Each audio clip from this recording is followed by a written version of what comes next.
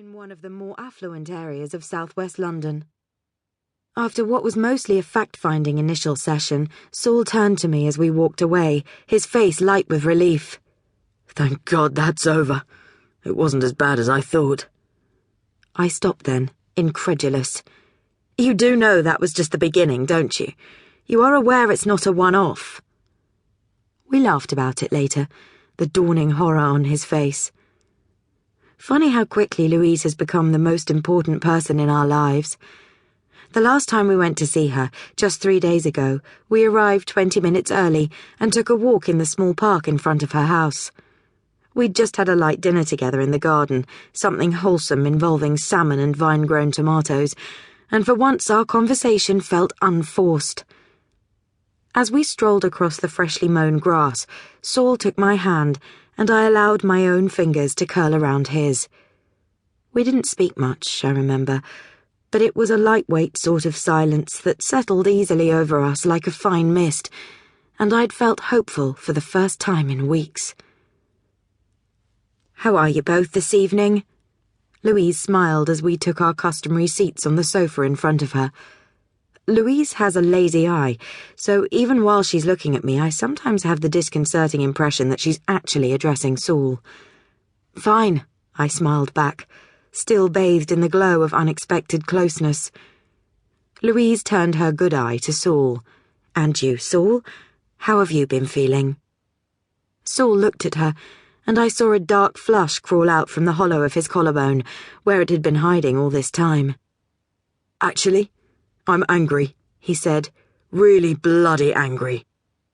I roll onto my back, my head propped up on a multitude of overstuffed pillows so that my neck feels bent at an unnatural angle. The hotel room is done out in what was described on the website as neutrals. For neutrals, read beige. Who knew there were so many shades of beige? Even the abstract prints on the walls are beige. I have woken up inside a giant surgical stocking. Without warning, I'm reminded of the first hotel room I ever stayed in, although I suppose stayed might be too grand a word for 2 hours on a drizzly Wednesday afternoon. I was 16 years old and horribly naive. For the next few years, I truly believed all hotels had greying net curtains and a thick plastic cover over the mattress so that every movement was accompanied by a loud crackling sound and the smell of sex was a citrus air freshener tree. Why am I thinking of that now, after all these years? My handbag, large and battered and stuffed with rubbish, old receipts and fluff-covered throat pastels, a lightweight umbrella with a broken spindle, a couple of fraying tampons, squats on the dressing table in front of me, and I deliberately don't look at it. Just knowing that the letter is tucked away inside gives me an uncomfortable, fluttery feeling. Instead, I focus on Saul's nylon sports bag, which is open next to it. When I saw him loading it into the car boot yesterday evening, something popped inside me. "Please tell me you're not," I said.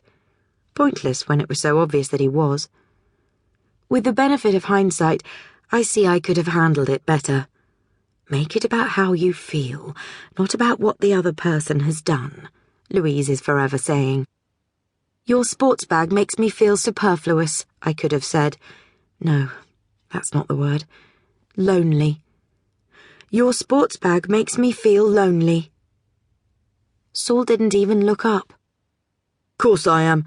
The marathon's next weekend. It'd be suicide to interrupt my training schedule." Suicide? Not that he could ever be accused of being grandiose, my husband. "So that means you'll be not drinking and stuffing yourself with carbs and protein, even though it's a wedding." "What's the big deal, Fran? It's not as if I expect you to do the same." Since turning 40, Saul has run 13 marathons and done 6 triathlons. My husband is a walking, talking sinew. The first marathon he completed was, I'll admit, quite magical.